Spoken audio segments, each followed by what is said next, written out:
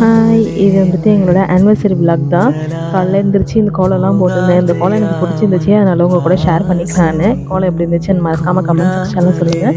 கோயிலுக்கு போகிற பிளான்ங்கிறதால காலையிலே எழுந்திரிச்சாச்சு. எழுந்திரிச்சு வீட்டுக்கு மாப்லாம் போட்டுட்டு அப்புறம் என் பையனுக்கும் சுடு தண்ணியும் வச்சாச்சு குளிக்கிறதுக்கு.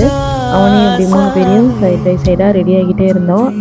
கிளம்பும்போது ஒரு பாட்டு போட்டால் எனர்ஜெட்டிக்காக எல்லா வேலையும் சீக்கிரம் செஞ்சு முடிச்சலாம். ஒரு முருகர் பாட்டை டிவியில் போட்டு விட்டுட்டு அப்படியே கிளம்பிட்டு இருந்தோம்.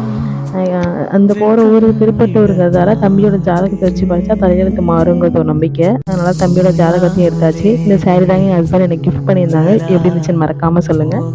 எங்கே போனாலும் நம்ம குலதெய்வத்தை மறக்கக்கூடாதுன்னு சொல்லுவாங்க. அதனால் குலதெய்வத்தை ஒரு விசிட் போட்டுட்டு அதுக்கப்புறமா கிளம்பியாச்சு. போகிற வழியிலேயே முருகரை பார்த்த மாதிரி எனக்கு சீட் அமைஞ்சிருச்சு. பிரேக்ஃபாஸ்ட்டும் முடிச்சுட்டு அப்படியே போயிட்டு இருந்தோம். ஒரு வழியாக அந்த ஊருக்கு ரீச் ஆகிட்டாச்சு.